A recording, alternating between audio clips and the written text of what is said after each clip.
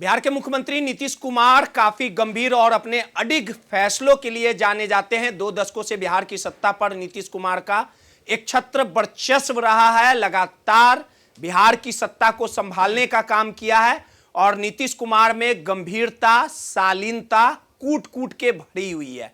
लगातार 2025 के चुनावी जंग में, चुनावी दंगल में नीतीश कुमार फिर से धमाकेदार जीत हासिल किए, 10वीं बार बिहार के मुख्यमंत्री बने और प्रचंड जीत हासिल करने के बाद लेकिन हालिया दिनों में बिहार के मुख्यमंत्री नीतीश कुमार के जो कारनामे हैं, जिसके वजह से नीतीश कुमार अब लगातार सुर्खियों में बने रहते हैं। सदन में कई ऐसी घटनाएं, बुर्का खींचने का मामला, ये तमाम मामले ये चीख चीख कर गवाही देते हैं कि नीतीश कुमार उम्र के उस पड़ाव पे पहुंच चुके हैं जहां पे इस तरह की घटनाएं हो रही है। और इस पूरे घटनाक्रम को लेकर विपक्ष लगातार नीतीश कुमार को घेरने का काम करता है। और कल बजट सत्र के दौरान जो बजट सत्र चल रहा है बिहार विधान परिषद के सदन में जो वाकया हुआ, यानी बिहार के मुख्यमंत्री नीतीश कुमार और बिहार के पूर्व मुख्यमंत्री राबड़ी देवी नेता विरोधी दल पर अभी विराजमान है।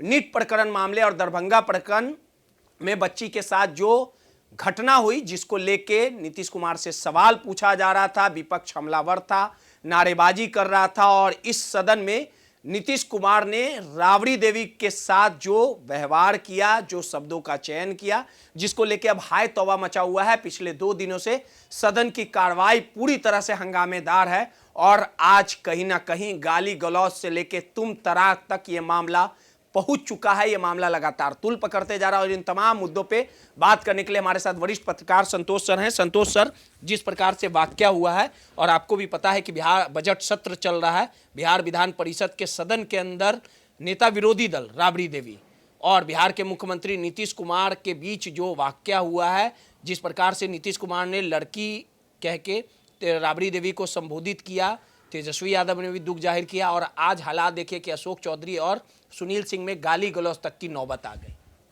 देखिए पूरा वाक्य देखिए नीतीश कुमार की जो स्थिति है, अभी उम्र के इस पड़ाव पर पहुंच गए हैं कि उन्हें बोलना क्या है और करना क्या है वो समझ नहीं पाते हैं।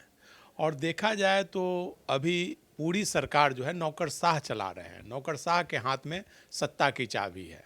और नीतीश कुमार की स्थिति देखते हुए आने वाले दिनों में सरकार को विचार करना होगा कि राजनीतिक में या संवैधानिक पदों पे, एक उम्र के बाद संवैधानिक पदों पर उसे ही बैठाया जाए जो उस उम्र से नीचे है।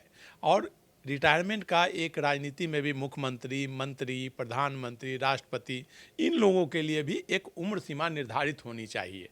क्योंकि विधानसभा सदस्य के लिए या लोकसभा सदस्य के लिए, सभी के लिए एक उम्र सीमा निर्धारित होना चाहिए। क्योंकि जब नौकरी में किसी भी व्यक्ति को सरकार मानती है कि काम करने की उम्र सीमा 60 ही वर्ष है, 60 वर्ष के बाद अगर लोगों को रिटायर किया जाता है, तो राजनीति में भी या न्यायपालिका में हर जगह 60 के बाद रिटायरमेंट है, तो राजनीति में 10 साल बाद 70 के बाद रिटायरमेंट दिया जाना चाहिए। नहीं तो आने वाले समय में यही स्थिति होगी कि जनता के बल पर कोई भी मुख्यमंत्री, प्रधानमंत्री या संवैधानिक पद पर कोई भी व्यक्ति बैठ जाएगा, लेकिन सत्ता की चाबी दूसरे के हाथ में रहेगी। नीतीश कुमार जी का पिछले 2 वर्षों से देखा जाए तो उनकी एक्टिविटी इसी तरह से रह रही है। वो करना कुछ चाहते हैं, कहना कुछ चाहते हैं और कर कुछ जाते हैं। मतलब एक बीमारी है, उसे डिमेंशिया कहा जाता है, इसके बारे में लोग चर्चा कर रहे हैं। उसमें होता है कि व्यक्ति उम्र के जब 70 के आसपास होता है या 65, 70, 80 के बीच में व्यक्ति कभी कभी बोलना कुछ चाहता है, बोल कुछ जाता है, मेमोरी लॉस हो जाता है, शॉर्ट टाइम मेमोरी लॉस। तो ऐसी स्थिति में व्यक्ति जो है वो किसी को न पहचान पाता है, न बोल पाता है, बोलना कुछ है, बोल कुछ जाता है। तो वही स्थिति लगता है कि मुख्यमंत्री नीतीश कुमार जी के साथ हो गई है। आप देख रहे होंगे पिछले 2 वर्षों में उनकी एक्टिविटी कैसी है। अब उनके पीछे पहरा लगा दिया गया, उनसे कोई मिल नहीं सकता है।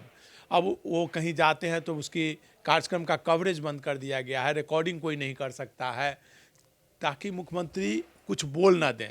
अब ऐतिहासिक घटना कल विधानसभा में हुई, पहली बार मुख्यमंत्री का माइक बंद कर दिया गया। मुझे लगता है कि आज़ादी के बाद से आज तक किसी भी सदन में मुख्यमंत्री या प्रधानमंत्री, जो कि सदन के सर्वोच्च पद, अध्यक्ष के बाद सर्वोच्च पद उसे ही माना जाता है, और उनकी ही माइक बंद कर दी जाए। अब कोई विधानसभा अध्यक्ष का माइक बंद कर दे, मुख्यमंत्री का माइक बंद कर दे, नेता प्रतिपक्ष का तो माइक बंद करने की बात हजम होती है कि भाई ऐसी बात बोलते हैं जिससे सरकार कटघरे में आ जाती है। तो इसलिए नेता प्रतिपक्ष, विरोधी दल के नेताओं की माइक बंद होते रहती है, कभी कभी सत्ता पक्ष के लोगों की भी माइक बंद हो जाती है जब वो बागी स्वर में होते हैं तो। लेकिन मुख्यमंत्री का माइक बंद किया जाना यह दर्शाता है कि कहीं ना कहीं मतलब मुख्यमंत्री अब अस्वस्थ हैं, उम्र के इस पड़ाव पर पहुंच गए हैं कि उन्हें अब राजनीति से संन्यास लेना चाहिए और राजनीति की विरासत दूसरे को सौंपनी चाहिए। पार्टी के किसी दूसरे नेता को मुख्यमंत्री बनाया जाना चाहिए। एनडीए के लोगों को विचार करना चाहिए, क्योंकि मुख्यमंत्री की इस एक्टिविटी से बिहार ही नहीं पूरे देश, पूरे दुनिया में बिहार की बदनामी हो रही है, बिहार की फजीहत होती है कि कोई मुख्यमंत्री इस तरह की बात कर सकता है। आप आज भले ही भाजपा के लोग मुख्यमंत्री नीतीश कुमार का पक्ष ले रहे हैं और आरजेडी के लोग खिलाफ बोल रहे हैं, लेकिन आज से 2 साल पहले चले जाइए, मतलब लोकसभा चुनाव से पहले की बात है, तो उस समय मुख्यमंत्री ने विधानसभा में महिलाओं के लिए जो बात कही थी, तो उस समय आरजेडी के लोगों को बहुत अच्छा लगा था। आरजेडी के लोगों ने मुख्यमंत्री की बातों का समर्थन किया था। उस समय भारतीय जनता पार्टी के लोग खिलाफ किए थे। लेकिन इस पूरे घटनाक्रम में ये आज पहली दफा की घटना की हम जिक्र नहीं कर रहे, कल क्या हुआ और इसके पहले भी आपने नीतीश कुमार के वो तमाम घटनाओं को याद होगा। देखिए कल विधानसभा परिषद में मतलब राबड़ी देवी वो सवाल उठा रही थी कि महिलाएं अब सुरक्षित नहीं है, बिहार में अपराध बहुत ज़्यादा बढ़ गया है, जंगल राज से भी बदतर स्थिति है, दरभंगा में 6 साल की बच्ची का रेप हो गया है, यहाँ नीट छात्रा का मामला की लिपापोती हो रही है, नेता लोग शामिल है। उसी में सरकार को विपक्षी दल के लोग घेरने का प्रयास कर रहे थे। उसी समय मुख्यमंत्री ने आपा खोया और राबड़ी देवी को बोलने लगे कि यह लड़की क्या बोलेगी, कुछ जानती है। इसका पति को जब पति के बाद इसको जेल गया तो इसको मुख्यमंत्री बना दिया गया, इस लड़की को, और कुछ किया है, जो कुछ किए हम 5 से पहले कुछ था। मुख्यमंत्री नीतीश जी का जो तकिया कलाम है वो शुरू हो गए और इसी बात को लेकर के सत्ता पक्ष और विपक्ष के बीच नोकझोंक हुई, कल भी हुई, आज भी हुई, और यही मामला तूर पकड़ता जा रहा है। इससे पहले जब नीतीश कुमार जी ने सबसे पहले जिसकी शुरुआत हुई थी, जब उस समय आरजेडी के साथ थे, सदन में सेक्स रेशियो पर बोलते बोलते नीतीश कुमार ने बात कर दी, ऐसी बात की जिसको लेकर के काफ़ी फजीहत हुई थी। उसके बाद मतलब एक कार्यक्रम में मतलब सिद्धार्थ जो उनके सेक्रेटरी थे, उनके सर पर गमला रख दिया, उस समय भी फजीहत हुई। बुर्का तक खींच दिया। एक मेडिकल छात्रा को नियुक्ति पत्र देते समय उनको बोले चेहरा खिंचाओ, सब लोग रोकते रह गया, उन्होंने बुर्का का मुंह हटा दिया, उस समय भी फजीहत हुई। एक और महिला को नियुक्ति पत्र देते समय उनको पकड़कर अपने तरफ खींच लिया और फोटो खिंचवाने के लिए। तो इस एक्टिविटी उस समय सम्राट चौधरी एक तरफ से हाथ पकड़ रहे हैं। तो ऐसी फिर राष्ट्रपिता महात्मा गांधी को श्रद्धांजलि देने के बाद जो राष्ट्रगान हो रहा था, उस समय भी वो इसी तरह के जनगण मन हो रहा था राष्ट्रगान, और वो दीपक प्रसाद से बात कर रहे हैं। इसके अलावा कई घटनाएं ऐसी है जो मुख्यमंत्री के अस्वस्थ होने का प्रमाण देता है। कल जो वाक्य हो उसके बाद आज भी उसी तरह की नौबत आई। आज निश्चित सरकार से अशोक चौधरी, मैंने कहा ना, सुनील सिंह कहा कि पॉकेटमार लफुआ की तरह व्यवहार कर रहा था बिहार सरकार का एक मंत्री। देखिए निश्चित तौर पर जहां सत्ता पक्ष है तो मुख्यमंत्री के पक्ष में तो सत्ता पक्ष के लोग आएंगे ही, मंत्री आएंगे ही, और विपक्ष में राबड़ी देवी है तो उनके पक्ष में तो विपक्ष के लोग आएंगे ही। तो सुनील सिंह राबड़ी देवी के पक्ष में अपना आए, और इधर मुख्यमंत्री के तरफ से मुख्यमंत्री की जब आलोचना हो रही थी तो अशोक चौधरी आ गए और दोनों के बीच नोकझोंक हुआ और तू तड़ाक पे आ गया, गाली गलौज तक की नौबत आ गई। और ये सत्ता पर निश्चित तौर पर शर्मसार करने वाली घटना है। सदन कम से कम सदन चर्चा का विषय है, सदन में गाली गलौज और अपशब्द शोभा नहीं देता है। इसमें सत्ता पक्ष को भी और विपक्ष को भी मिल बैठकर विचार करना चाहिए कि ऐसी नौबत नहीं आए कि कभी मारपीट की नौबत आए, गाली गलौज के बाद मारपीट की नौबत आ जाती है, तो ऐसी नौबत नहीं आनी चाहिए। इस पर सत्ता पक्ष और विपक्ष को मिलकर विचार विमर्श करना चाहिए, चाहे मुख्यमंत्री हो या उप मुख्यमंत्री हो या कोई भी मंत्री हो, सबको बातों की मर्यादा रखनी चाहिए, मर्यादा में संयम रखना चाहिए, बात को नाप तोल कर बोलना चाहिए। कोई भी ऐसी बात नहीं करनी चाहिए जिससे पार्टी की, राज्य की और सदन की फजीहत हो। और व्यक्ति मुख्यमंत्री नीतीश कुमार जैसा व्यक्ति की फजीहत आज हो रही है, उनके मतलब उम्र के कारण ही ना, जो बोलना कुछ चाहते हैं बोल कुछ देते हैं, तो उम्र के इस पड़ाव पर पहुंच गए हैं जिसके कारण फजीहत हो रही है।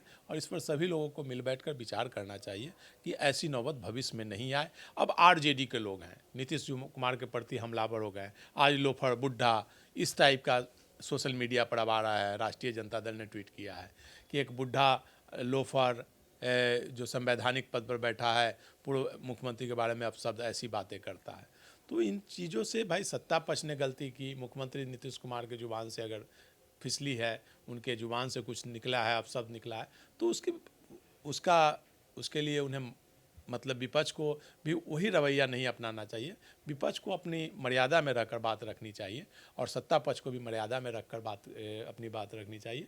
नहीं तो सत्ता पक्ष और विपक्ष में आने वाले समय में सदन के अंदर मारपीट की नौबत आ सकती है। चलिए, सीधे तौर पे जिस गंभीरता और शालीनता के लिए बिहार के मुख्यमंत्री जाने जाते थे, लेकिन हालिया दिनों में हुए घटनाएं कहीं ना कहीं नीतीश कुमार के कार्यशैली पर सवाल खड़ा करता है। अब इस पूरे मामले को लेके कहीं ना कहीं विपक्ष लगातार नीतीश कुमार को घेर रहा है। भले ही सत्ता पक्ष के मंत्री हों या तमाम विधान पार्षद हो, वो नीतीश कुमार का बचाव कर रहे हों, लेकिन इस तरह की घटनाएं बिहार की कहीं ना कहीं किरकिरी करा रही है।